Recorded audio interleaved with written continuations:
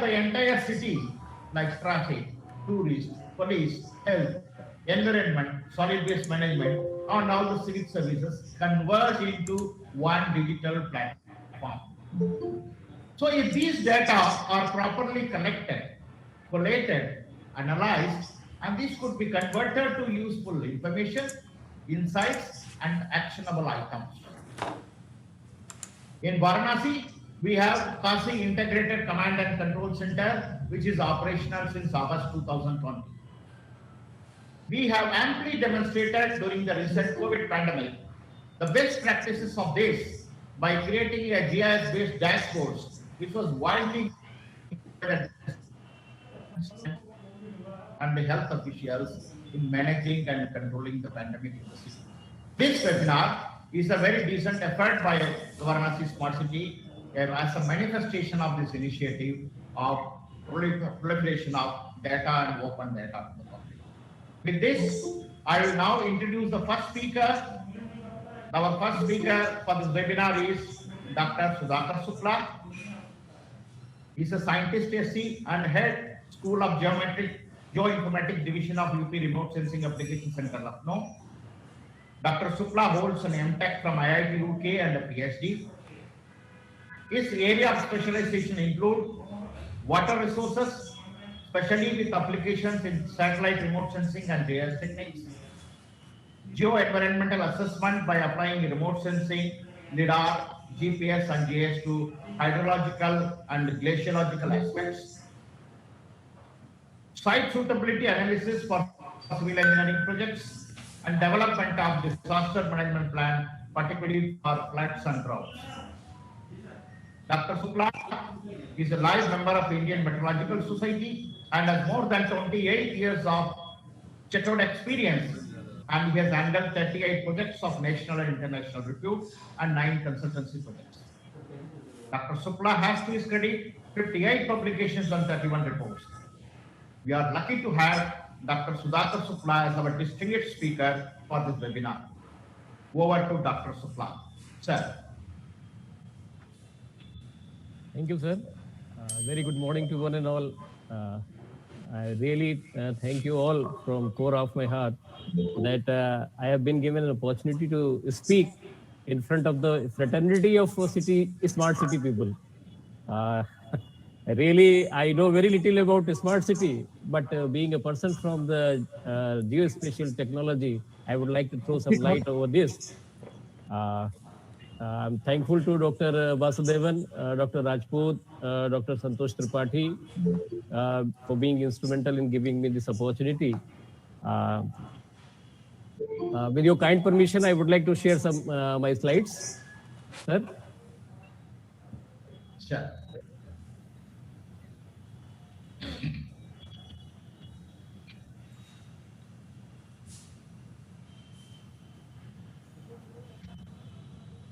Slide up.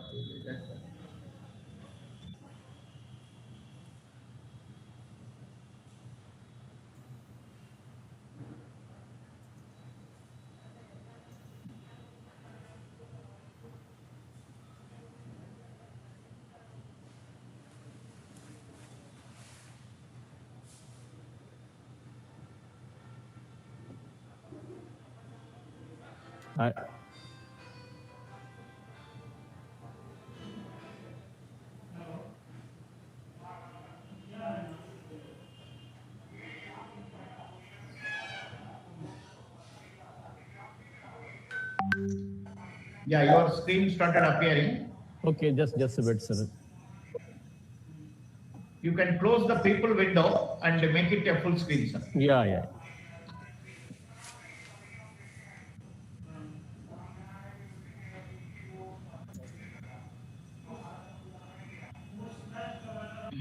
Share करो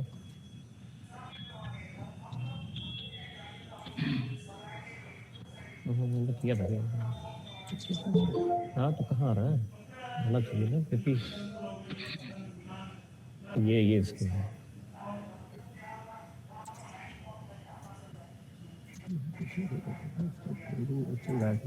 कहाँ दिख रहा है बैक कीजिए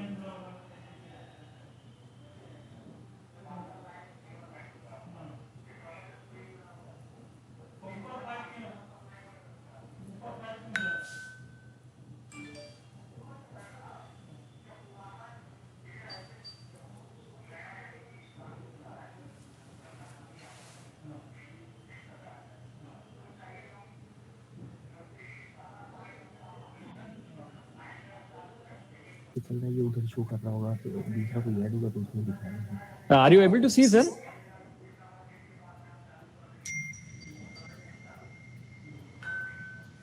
For some time, your screen was visible.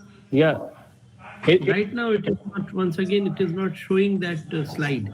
So I think you should just click on the tab of PowerPoint. Automatically, everything will be seen. No, yeah, I just already I have clicked. Yeah. Is it visible? No, no, no, no, no, no.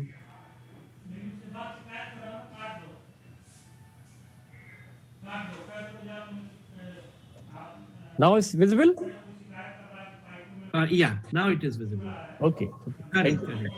Sorry for delay. Just make it full screen and it will work. Yeah. Now it's visible? Yes, yes, we can see it. Okay. Sorry for the delay. Today, just I'll throw some light on geospatial approach for data management for smart city development.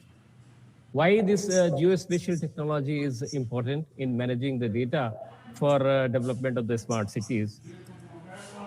What we see since last few years, just smart parking, smart bus stops, smart street lights, even garbage bins which are connected with Wi-Fi connectivity. These are coming under the category of the smart cities.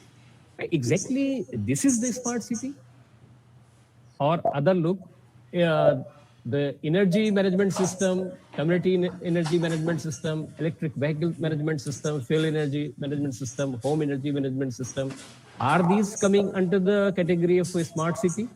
Or the education which we receive from the remote devices, or say the meetings which we are conducting this through remote devices, or monitoring the health system through remote devices, or managing the vehicles, private property, or these things are coming under the smart cities? If at all this is going to be a definition of smart cities, I think we are missing something. What exactly is the smart city? A smart city, as the name suggests, is a technological advanced entity than the conventional city. Although the concept is often considered too wide to explain, let's try to break it down to understand in a simple way. Smart cities are the cleaner one, safer one, and more efficient system than their unplanned and unorganized counterparts. So technological factors intervention is very much important, whether it's be for the energy conservation. Dr. Sudhakar, sorry Yes. for the interruption. Your Yes, sir. slides are not moving; they are very static. So probably your slides need to transit to the next one. You are to share the slideshow. Yeah, I You started. are running the slideshow. Yeah, I started a slideshow. Yeah. Is it coming? Right. No, it is static actually. It's not moving to the next slide. Okay. Now it's coming. No, no, No, not it's yet. the same window showing. Either you should click on the left column of the slides, the list of slides. Now just click on any one of them. Okay, just is it? Yes, yes. Now it changed. Now try to the change using your down arrow key. Okay. No issues. Just see if it is changing. Yeah. Now is it changing? Yes. Now Yeah. it is changing. Perfect. Okay. No issues. So what's a smart city? If suppose we are expecting that we are living in a smart environment where the people are having their smart living, so just because of their smart people and smart living, the economy is also getting smarter, and the people who are smarter, they are governing with the smart government and providing the society in a mobile mode. So this way, this cycle is if continuously moving, then a sustainable development for a smart city can be done. So the word sustainable is a key word which is required for a development of a smart city. So smart city, the concept of a smart city must be seen in the Indian context, which is very much important because each and every country has its own geographical limitations. Where in Indian context, a lot of variability is there from north to south and east to west. So without the say biases of the technocentrism and one size fit all solutions should be required for the development of smart cities. uh, because time is very limited, so I'm skipping many of the slides. As the population is increasing, lot many requirements and needs are day by day increasing. So which is really putting pressures on our natural resources and the available infrastructure. If you see the coming crisis in India, whether it's be the healthcare center, the number of diabetics in India is to rise from 50 million to in 2010 to 100 million in 30. Cancer incidences would be increasing by 78%. By 2030, 25% of the deaths in India will be from heart diseases. So, not many health issues would be there. Clean water would be required by 60% of the groundwater blocks in India will be in the critical condition by 2050. And by 2030, availability of the water can fall short of demand, giving equality to the education. 58% of Indian children do not complete primary schooling. 90% of them do not finish their high schools. And India has a higher education enrollment ratio of just 19.4%, while developed countries have an average ratio of 58%. India will have a shortfall of 347 million workers in the non-agricultural workforce by 2022. So providing food for everyone, that is also needed.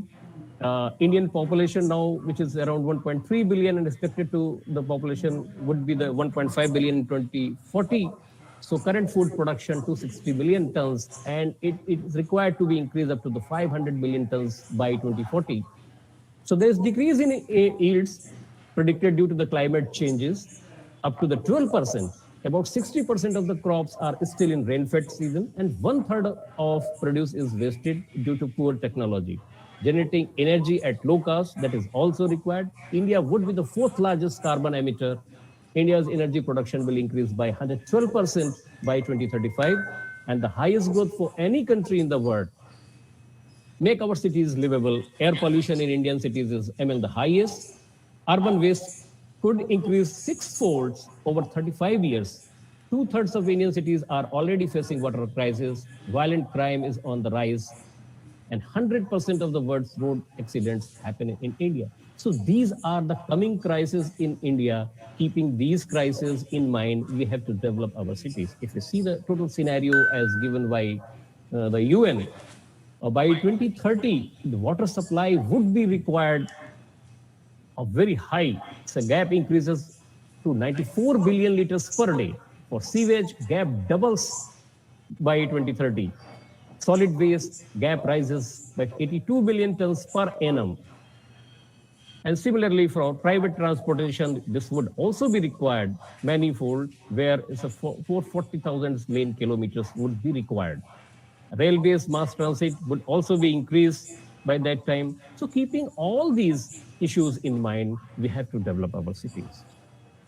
Planning, whether it's be the case of planning, zonation of the planning, its evaluation, how to acquire that planning part, and how to prioritize among those, that is very much important.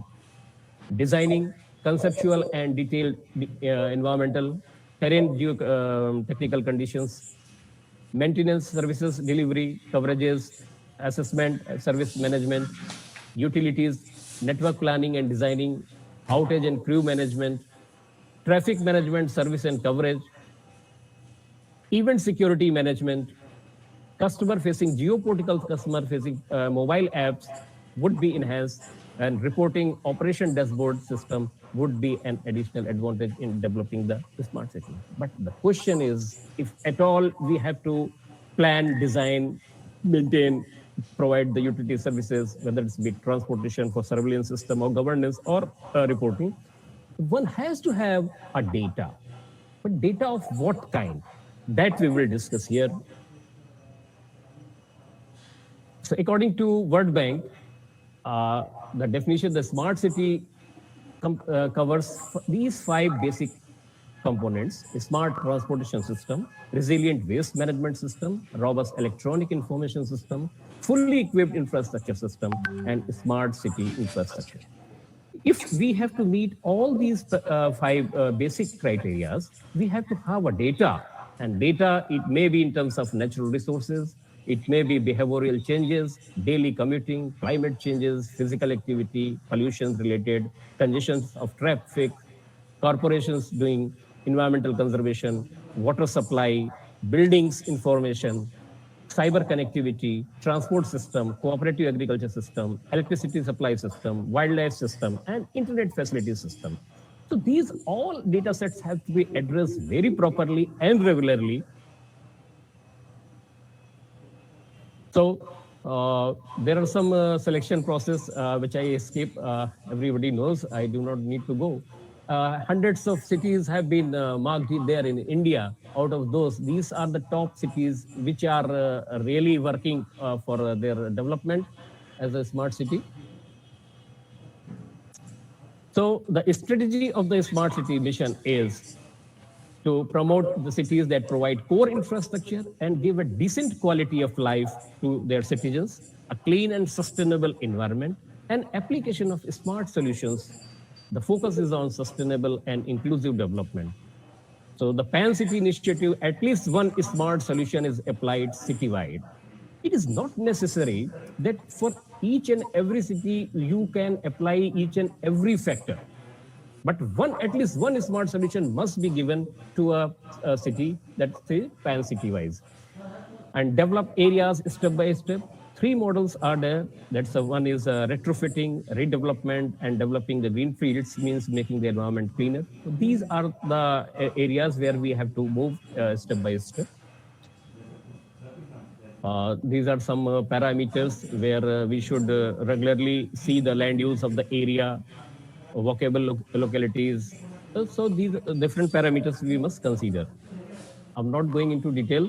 And the Pan City smart solution, which is required, is a e-governance, management of the waste, water management, whether it's be a surface water or the groundwater, energy management, urban mobility, and other things which are related to infrastructures and the health system.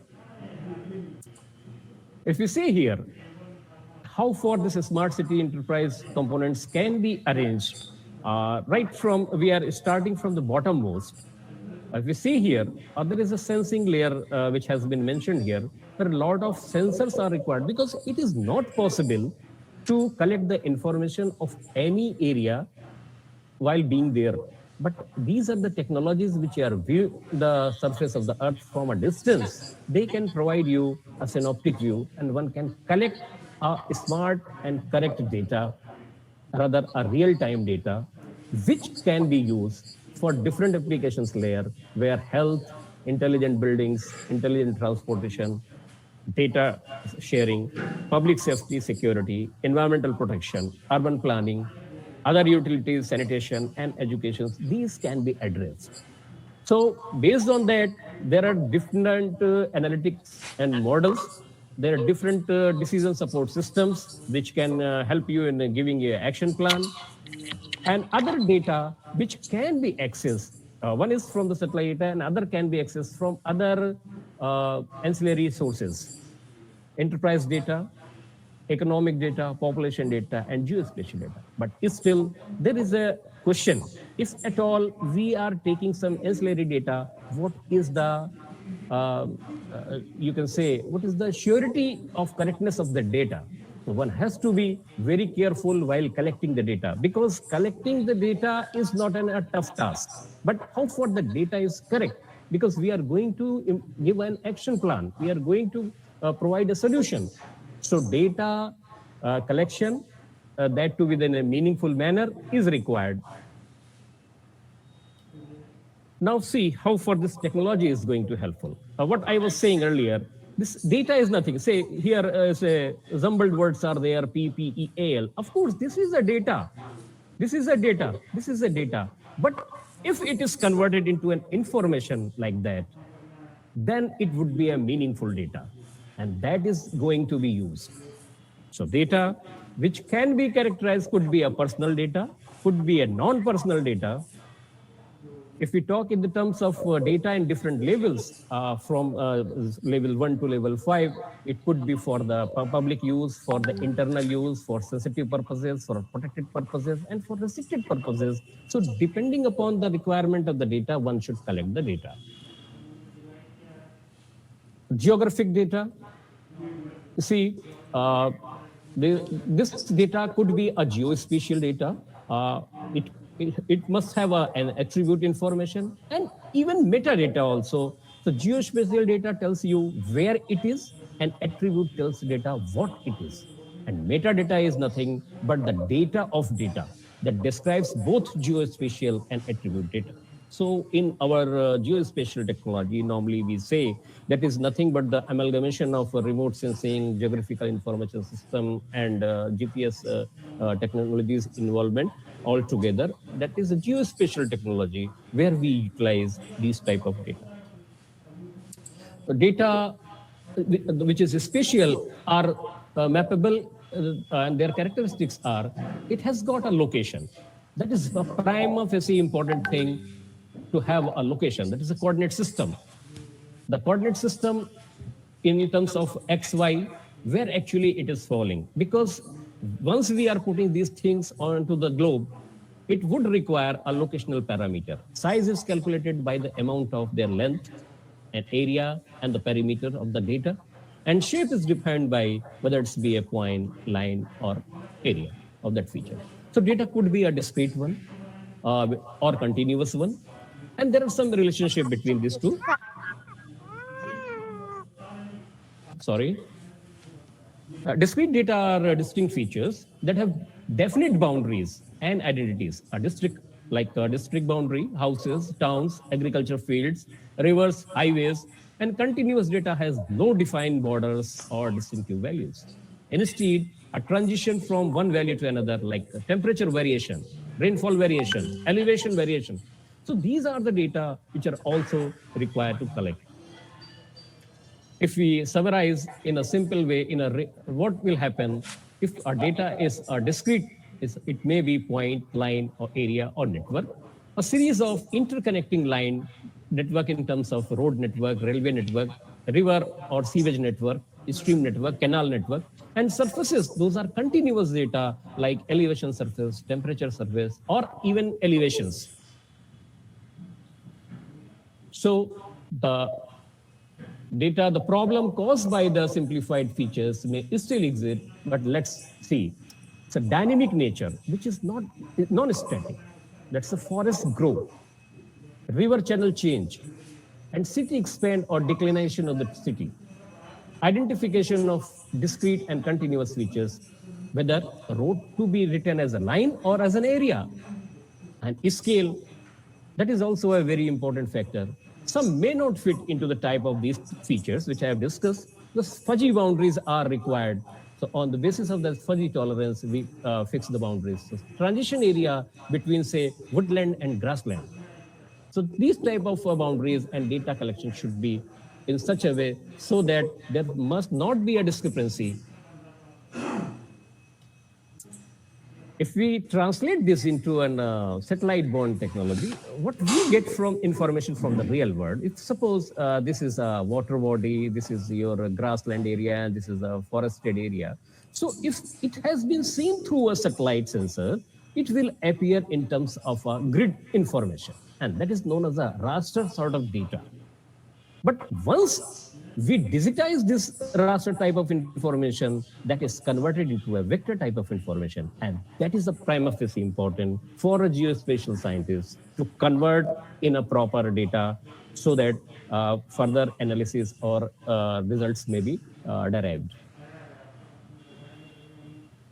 So now these are depicted in such a way. If suppose this is a real world information and it is now taken, this information has been captured by a satellite sensor. So this may be in a grid format that is known as a raster representation. And when it is a digitized or digitalized, then it may be converted into a vector one. And there are some technical parameters which are to be addressed properly, means the nodes and vertices in digitizing and collecting the data, because these are the prima facie important thing.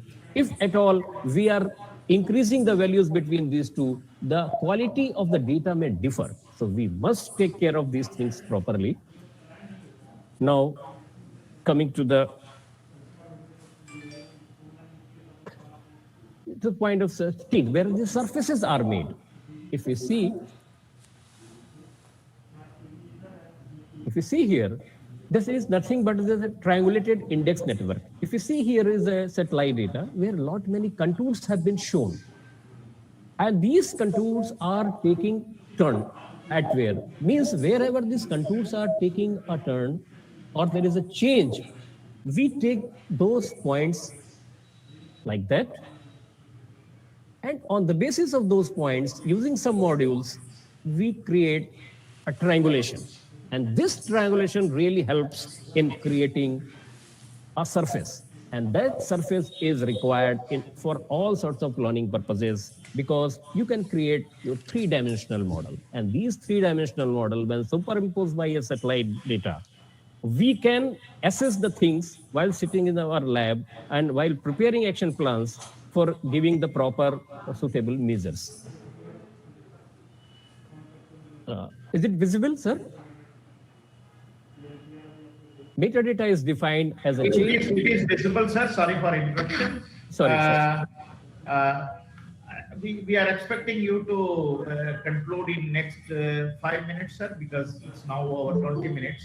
Sure. By 35 or so, then we will switch to the next speaker. Okay, no issues. Right. So there are different space-borne technologies. As I've shown you in the case of multispectral, now the technology has gone up to the hyperspectral mode, and it has gone up to the radar and thermal mode also. Because whenever there is an oil spill or anything, that sort of or temperature changes information can be assessed. LIDAR is one of the most emerging technology. Bathymetry is there, superficial LIDAR. Passive microwaves is also used. Radar altimetry is used. And even now the scatterometry and limb sounding, these are also used for getting a very high level data. So if suppose we have to create any information which is of high resolution, so now satellite data of a high resolution present as on date. So because this technology, which is viewing you, rather giving you the information from the very far ranges, so it has got a very good synoptic coverage.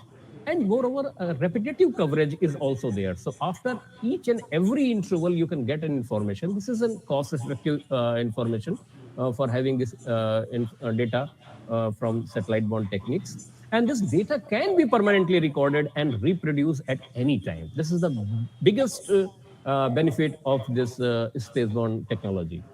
Now see, the technology now has gone to the LIDAR survey mode. Different kinds of LIDAR surveys, all of you know. Now see, for any sort of development, say, for the case of metro, even mobile surveys can be done through LIDAR and small information can be generated. This has been done for Lucknow metro development. Similarly, that unwanted material which are coming along the tracks, those can be assessed through this LIDAR technology and those can be removed.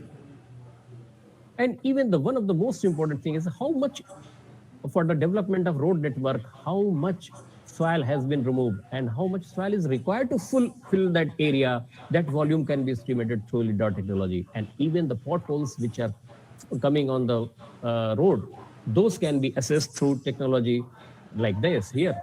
So small level contours can be generated. So this much material is required to fill this particular pothole. So roads can be developed and prepared properly in making the city's transportation system smarter. Now just I see others are this bathymetric surveys, even for the water bodies, which you know had got lot of silt, lot many obstacles are there within the water body. So this particular technique of bathymetry gives you the information of underneath, where doing this sonar survey, you can get the data for pipeline and cable routes, deciding for river, lake and dams, for dredging system, for monitoring the environment, navigation purposes, and even the mid-water targets and even the objects which are present there within the water body can be assessed like that. So this way one may get the profile and one can assess the obstacles which are present in the water body. Similarly, if suppose road widening is required for development, so how many trees are coming across just by having this data, is a green color points you can see. So these many trees are to be cut for widening of the road. So this may, the information or rather, which are the unwanted material that can be accessed. Now, another thing, when in Lucknow, there's a Chakda farm where IT city has been developed, and it was completely a jungle way back. And now this using this lidar technology, surveys were conducted there at say Chakda area, and that entire area has been developed as an IT city.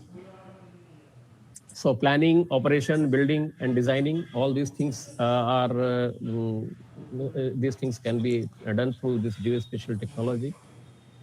Using GIS platform, information can be translated to web system where thematic layer, topographic, imagery, property-based data, and other data can be visualized in a 3D mode, and action plans can be developed. Apart from that, the blockchain, drone technology, Internet of Things, robots, virtual and augmented reality, and artificial intelligence, these are the coming up technologies which will be helpful in giving the better solution for the smart cities. Am I skipping? So all these four basic pillars for a sustainable development, whether it's be a physical, social, or economic, or institutional, can be covered through this technology. And these smart cities framework, all the 9 verticals, which are for the environment, energy, telecommunication, transportation, water and wastewater, public safety, finance, business management, those can be covered. And similarly, these components, which are the technological components, instrumentation, connectivity, interoperability, security, data management, computing, and analytics, can be assessed through this space-borne technology. Now, just I would like to give a glimpse of how far these things are done for, say, Ahmedabad city. Now, see, this geospatial technology has been used, and it has been created that these are the buildings which may be vulnerable for that particular area, so which has shown this vulnerability is very high, and here very low risk is there. So this way things can be assessed.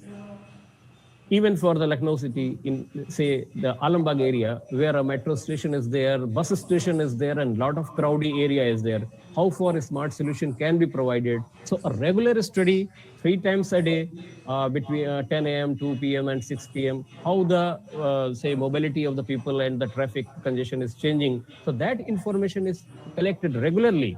And if that information is translated, a better solution can be provided. Just I give you an example.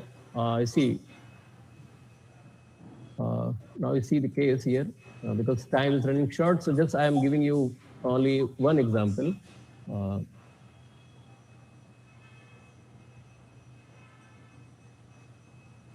you see this Khurram Nagar area. This one, where Clove flyover has been proposed. But the thing is, proposing Clove flyover would not be a permanent solution, because we have to study what are the local problem of that particular area. If you see this green part, which is an unauthorized or a temporary stoppage of a tempo stand or e-rickshaws, which is every time occupied. So if your Clove flyover is passing from there, again, those will be taking a shelter and they will be staying there. The problem will remain as it is. So understanding these sort of problem regularly for a period of time, 3 times a day, this will give you a better solution in developing the transportation system better.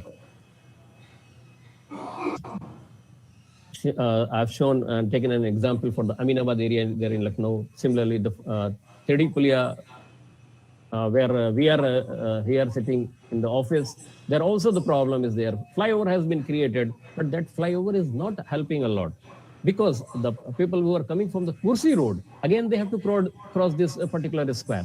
So what will happen? The congestion is again as it is in the same area. So these areas are to be studied properly. So without wasting time, I would like to say, okay, smart means nothing but a sustainable mapping and retrieval technique. That is the smart system. So we have to follow this, and just on the basis of that, we can make our cities smarter by utilization of this geospatial technology in different ways. Thank you, sir. Thank you very much. Thank you very much, Dr. Supla, bombarding us with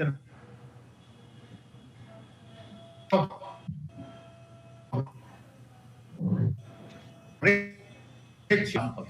The next speaker, Dr. N.S. Rajpur.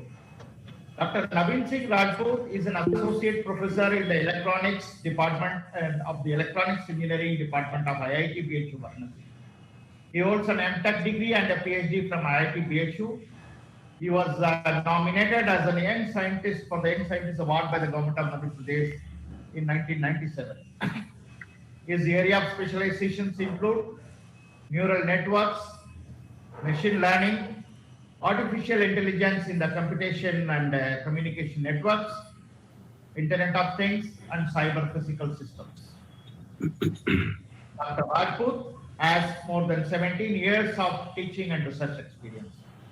He has to his credit over 46 papers in internationally referred journals, books, and articles, and online publications. Dr. Rajput has supervised and supervising 5 PhD theses, and he has supervised more than 40 MTech dissertations. He has sponsored projects 9 to his credit. He is a member and coordinator of various institutional bodies and has won 21 awards and recognitions. We are thankful to Dr. Rajput for sparing his valuable time to speak on this webinar. Dr. Rajput, sir, the floor is yours. Thank you very much नमस्कार Vasudevan ji thank you Sudhakar Shukla ji आपने बहुत अच्छा cover किया you have explain so very well in fact covered whatever we could even have talked about so your talk had been amazing and thank you Santosh Tripathi ji for roping us into this program so it is really very good and thank you for the whole organizing team so in fact as Sudhakar ji has already talked about most of the technologies. Right here, I would simply look forward to share my own work in 2016 publication, where we have created a physical system for deployment by people. So let me just share my screen and show to you all.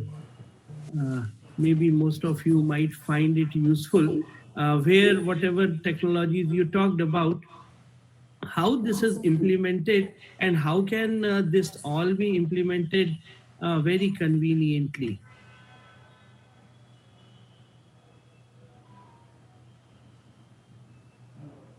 So I think all of you can see my slides. Is it all right?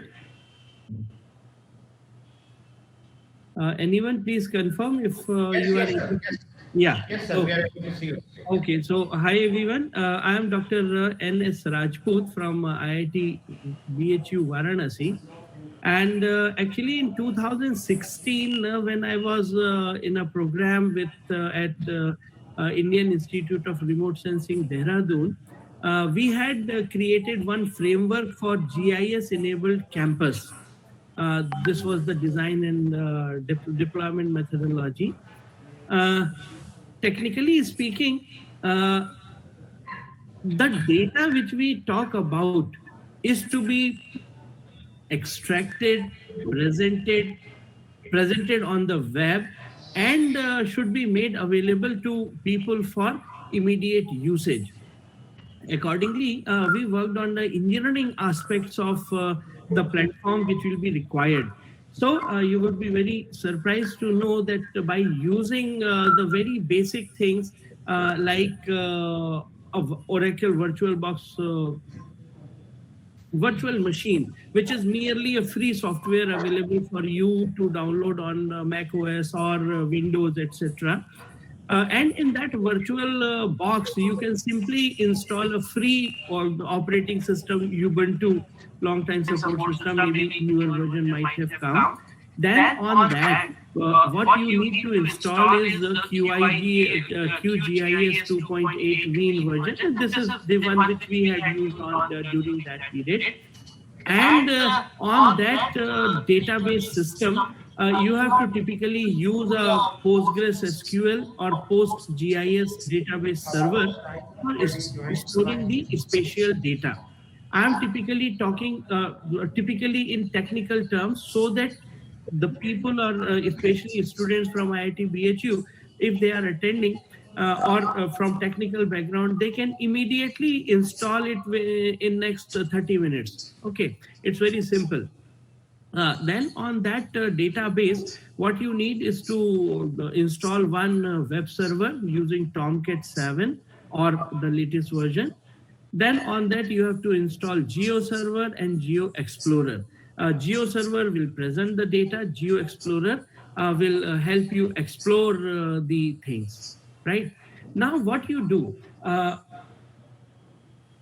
geospatial data means you are going to show and represent where various facilities are located. For example, we created ATMs and extracted the GPS locations of various ATMs, banks, health centers, hospitals, various buildings, playgrounds, the gardens, gymnasium, petrol pumps, libraries. Almost we created a system which was more or less similar to your Google Maps, right? This is what Google Map has done. They have created a geo information system containing variety of layers and have added information at rigorous levels, right? So accordingly, we deployed this the variety of layers, deployed the Geo Explorer, Geo servers, added data, created variety of layers. Then Geo sir Explorer was शुरू used, का and then record नहीं हो पाया finally we sir, published शुरू का introduction the आपका map record in नहीं हुआ, HTML format. पता नहीं क्यों वो चली So गई this was the basic इस तरफ से अपने आप वही तो रिकॉर्ड कर रहा architecture हूँ of the 42 minutes design. You have the virtual machine. Virtual machine is an operating system which you can install in any of the desktop or laptop or any simple machine. It does not require a very high-end hardware. Okay, and then you install the recommended platforms, and then you can simply start with open layers. Okay, so these are the details of the platforms which we used.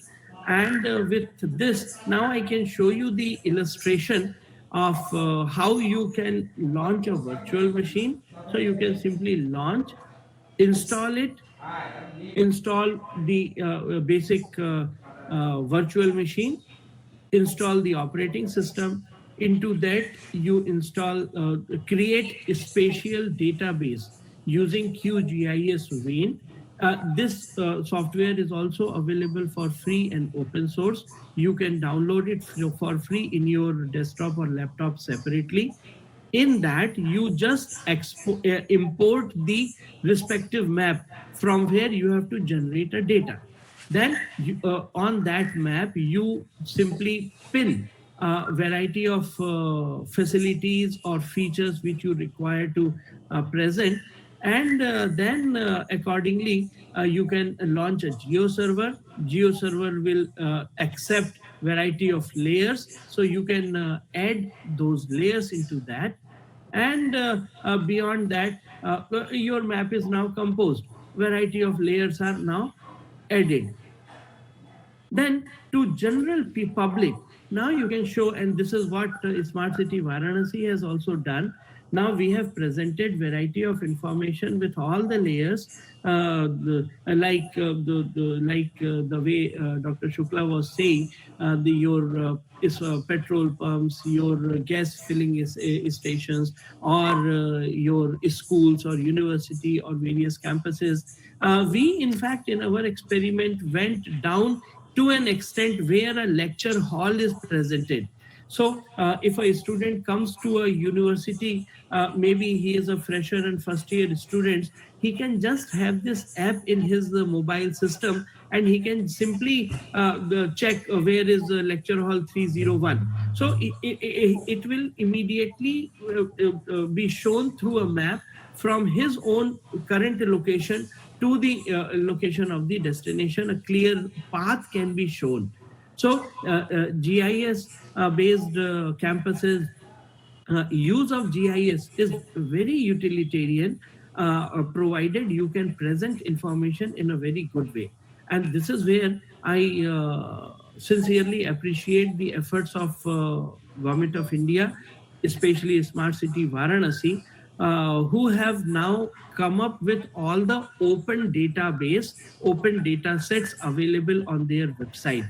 go there, extract the information the way I have imported into my own geo server, and then you can start presenting using this data for your own localities, societies, or your own communities.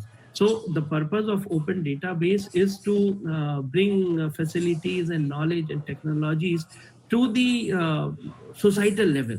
So this is the time for the new next generation or next revolution with GIS.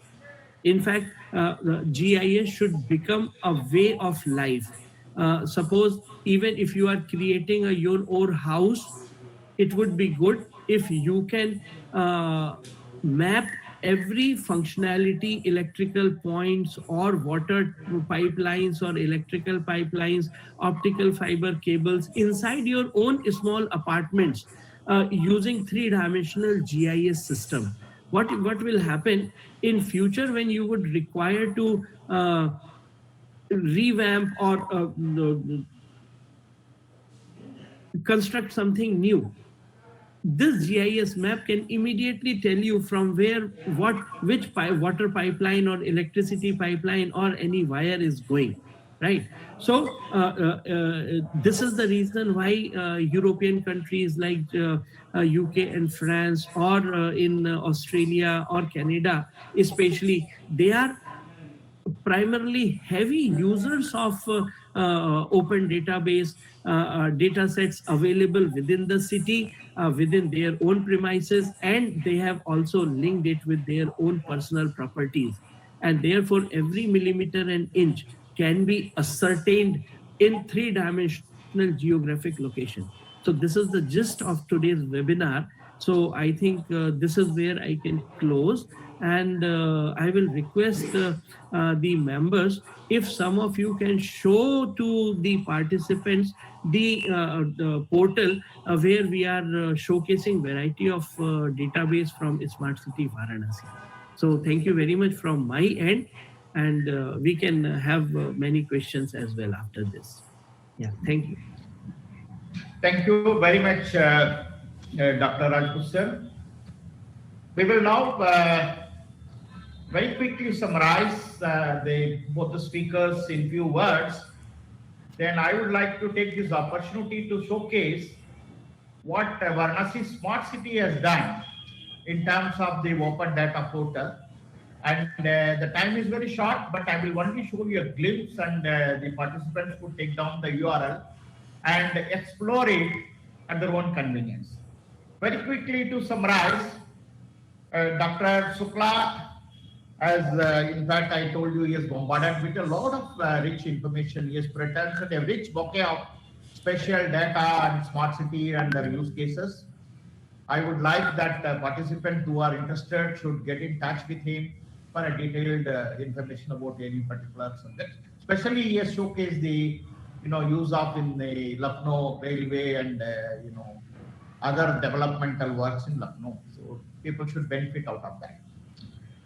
Dr. Rajput had given an excellent example of how he has implemented a GIS environment in his own campus, even with minute geo server details, and this would be of lot of interest to the students and other research faculties.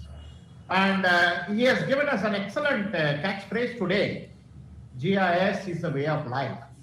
This is, I think, something all GIS professionals would love to hear. With this, I would quickly switch over to sharing a screen on how we have implemented open data, geospatial data in Varanasi Smart City. It is in the public domain. And are people able to see this? Anybody? KashiGeoHub.org, is it showing up on your screens?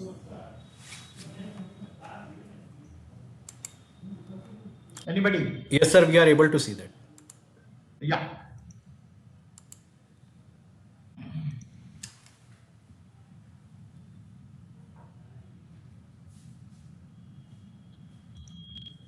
Right. So what we have done here, we have lot of information in this portal. This is how it starts. What you see here is some important salient features of the city like the population, land area, density, and wards. This is followed by air quality index, which is coming from our environmental census across the city, and certain other information, the challenges, events, what we do, and this is followed by an applications. Here you see this camera location dashboard. We have 748 camera locations in the city for the surveillance purposes. This is of course a classified information. This is available only to the administrators, like for example, we are logged in. And for a common user, this is not applicable for security and privacy reasons. But police personnel and other authorized personnel could log in and see this information. And the general information about the city, Kasi Darshan, air quality index, and you see the land use and land cover, COVID-19 applications, green cover, incident reporting, and also for the educational institutions, a lot of useful information. And there are crowdsourcing applications on pollution mapping, solid waste management, traffic management, and different surveys can be launched from here. And we have a very rich information about the globally available open source applications like COVID-19 dashboard, Open SDG data hub, ArcGIS living atlas, water balance, and the possibilities are endless. We have selected some of the applications and posted here. We could create so many others. So Landsat Explorer, the satellite images, so then other imagery systems, Sentinel Explorer. Then comes our own Varanasi specific data, boundaries, utilities, recreation, education, transportation, solid waste management, water bodies, land use, documents, and guards. Just let me click one of them and see. Anybody want information, geospatial information about that? So like for example, the moment I click, you have Mohalla boundaries, subzone of Jalkals, Jal Nigams, ward tax zones, slum boundary, and ward boundary, municipal area zones. Like that, everywhere you have geospatial data in JS formats. People could download and select and search and retrieve and use it for their own analysis, research, or publicity and developing applications. This is a rich source of information. And I just given an example. I would like all the people to please note down this kasigeohub.org URL and explore at their own convenience the very rich data and data sets available in our geospatial open data portal. And you could have competitions and you could develop mobile applications. The possibilities are endless. You can go and create your own map for your own purpose. You can browse the map gallery. A lot of rich information is there, and a lot of learning sources for a new GIS user, students, GIS professional, data scientist. And we have as a case study given a Kasi Vishwanath Dam project, how it was in 2018, how it is appearing in 2020. Of course, we are now very soon as the images are available, we will update for 2021 and 20.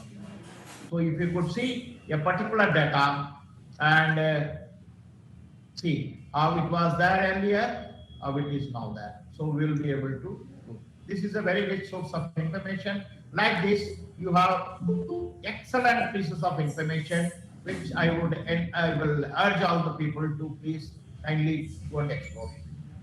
So with this, because this is a glimpses of what we have done, and you can have frequently asked questions, and this is an effort jointly by ESRI India, Varanasi Smart City, and our master system integrator Shapoorji Pallonji. I'll stop the screen now, and I will throw the forum open for any participant to ask any questions. Kindly say pointed question, whether it is to a particular speaker or in general. So now the floor is open to all to ask the questions.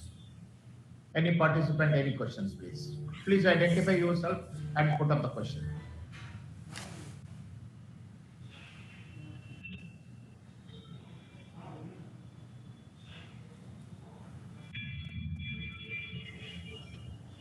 Am I audible? Is anybody having a question? Or I find 47 participants still there, even past 12 o'clock. But anybody has any question? The faculty will be please. Yeah, please. Mr. Suman, yeah. Yes, sir. This is Suman Roy from Varanasi Smart City. This question is to Dr. Shukla. Yes, please. My question is that you have given, I think, point clouds and all the other examples, but now there is while taking road as an asset, there is something like roughness index. That is the pavement index of the road. So is it possible to measure it through the technologies you had said, like LiDAR or? Yeah, definitely. It's a mobile LiDAR with the high accuracy instruments with the grid mapping.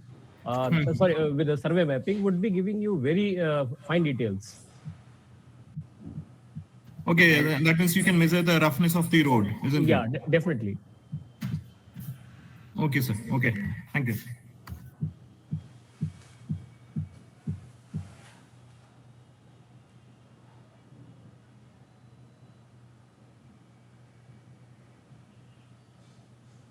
Any other question from any other participant, please?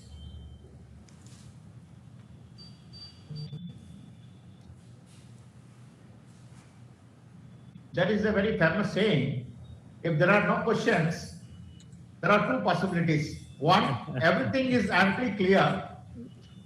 Other one is nothing, everything has gone above the limits. So I don't know which category. Maybe there are too many data seminars happening simultaneously around the country today, because most of the smart cities are mandated to do it. I think I have seen a lot of people were logging in and out, where they're switching between different webinars and trying to find what's interesting. That is the reality. So, and I think that is in a way good, and in a way it's a constraint, because we had about more than 60 participants at one point of time. But I could see a lot of people were logging in and out. So possible reason could be a parallel webinar happening around the country by different smart cities. In fact, I presume there are. I have. There is one person. Yes. Singh. Let's take it. Yeah, why geospatial data is important? So any of you could answer this question, sir. Why geospatial data is important from Rishikesh Singh? Should I answer or? Dr. Sudhakar, you can see. I see geospatial data is required, rather it's a must, because whatever information we are collecting and we are putting in our dashboards is maybe through ancillary sources. If at all that information is the authenticity of that data could not be defined. But geospatial data, what you have collected through the satellite sensors or through other devices, what I have told, that would have 100% accuracy. And moreover, more the accurate data, more accurate will be your result, and more accurate will be your action plan. So that's why the importance of geospatial data is very high. Dr. Rajput, would you like to supplement with some more information? Or for me, I am not super expert in remote sensing, but of course I can say that geospatial, by literal meaning of spatial, is three-dimensional information, right? So you cannot even drive a vehicle if you don't have a Google map in front of you while you are navigating in a new city. Right. If you are navigating in a new campus or any new tourist place. So geospatial data is a data which will give you availability of information in various locations in three-dimensional space. So you can very conveniently locate, and since this is a data through mathematical modeling internally, it can even identify which is the fastest route or closest, shortest path, and many other algorithms can be applied. So geospatial data is important for the sake of mathematical manipulation and scientific exploration of the available information. So any information may be useful, but if it can be processed or if it is in a format which can be processed further, will help you getting your own informations. That is why geospatial information is very important if you really want to process that data and derive information out of it. Definitely. Right. Thank you very much, Dr. Shukla and Dr. Rajput, for elucidating such a nice reply. And we will take one last question. Okay, Rishikesh is saying thanks, but so he's satisfied with the reply. So any other questions, please? One last question if we can take before we conclude this webinar. Hello, Vasudevan. Yes. This is Narendra Thapar from ESRI. Yeah, Narendra. Yes, please. So morning to everyone. My heartiest congratulations to you for organizing this great event and I think very enlightening talks by Dr. Shukla and Dr. Rajput. We really appreciate the excellent work done by you, sir. I think it was very informative. Both the talks which were there from Dr. Shukla as well as Dr. Rajput. Amazing work and congratulations to you, Dr. Vasudevan, again for creating this Kashi Geo Hub, I think which is the first of its kind in the country, which you created, and I certainly see a lot of interest by other cities as well as the ministry, in the good work which is going on at Varanasi. I'm sure it will get replicated elsewhere as well. Thank you. Right. Thank you, Narendra. Narendra Thapar is the country manager and vice president of ESRI India. Is a front runner and the torch bearer for the JIS software in the country. There is one more question from Ranveer Singh, IIT BHU Civil Engineering student. He says his mic is not working. I'm reading out the question.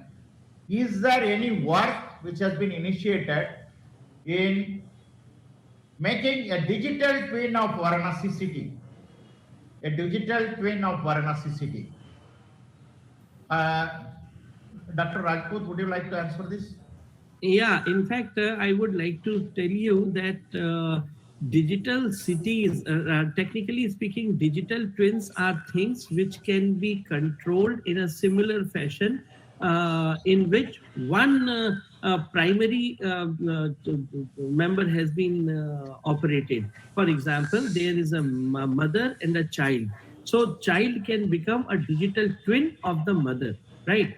So Smart City Varanasi is actually working on creating digital twins for its implementation for administrative and additional performance optimization mechanisms. For example, if in one pond we are optimizing its clarity and sanitation and its cleanliness, the same digital data is being used to create another digital twin so that another pond can be controlled in a similar fashion, right?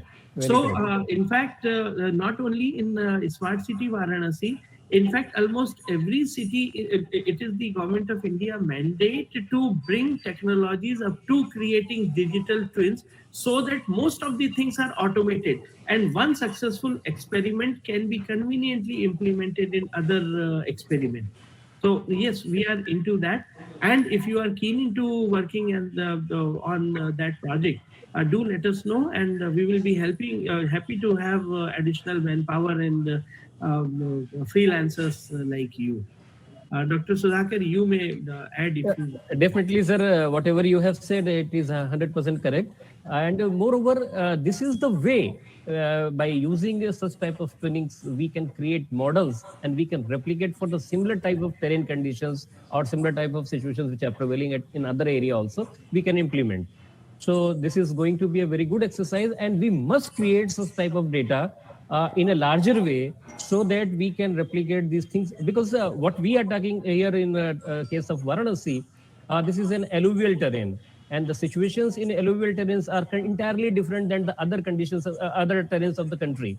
So we have to create lot many models in alluvial areas for replicating this information to the other similar type of terrains. Thank you, sir. Thank you very much. I would like to just supplement what both the speakers have said. These days, there is advancement of artificial intelligence technology. People are already started creating virtual reality things for everything.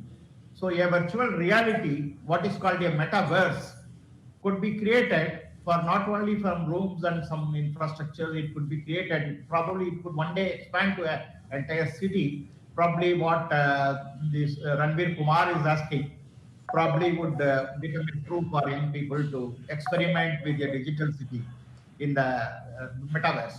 So we have one more question from Rahul Sharma. He has asked, how can we use GIS in making traffic analysis zone models in transport planning?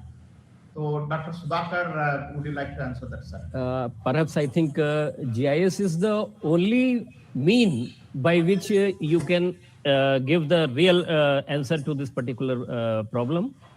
Because this transportation issues, whether it's be in terms of length, in terms of its widening, in terms of further say development, say as I told, there in the potholes or these things which are coming in the transportation system. So these all layers can be accumulated together in GIS environment, and a result can be given. The biggest say benefit of the GIS is you can retrieve the information, you can derive the things, or rather you can create a query as per your requirement. So no other mean is providing you this type of solution. So GIS is say important thing for giving the solution to transport management system. Thank you very much, sir. There is one more question coming up on the screen. Dr. Supla had mentioned blockchain in his presentation as an emerging technology for GIS. Yeah. What is possible with the blockchain in GIS? Would you like to answer that, sir? Because through blockchain, I think just the connectivity of the people and in terms of, say, propagating the things would be easier in terms of business analytics terms. Because I have not been in much in detail in these things. So I think in a much deliberative mode, I cannot answer this. Sir, would you like to please? I would like to add that I have recently written a book on blockchain applications for smart cities, and it was published by Nature. So it is a prestigious book, international publication. Right. So I would like to add that blockchain is basically a security mechanism. Yeah. So that if a data is generated at one point, may be securely added to somewhere else, right?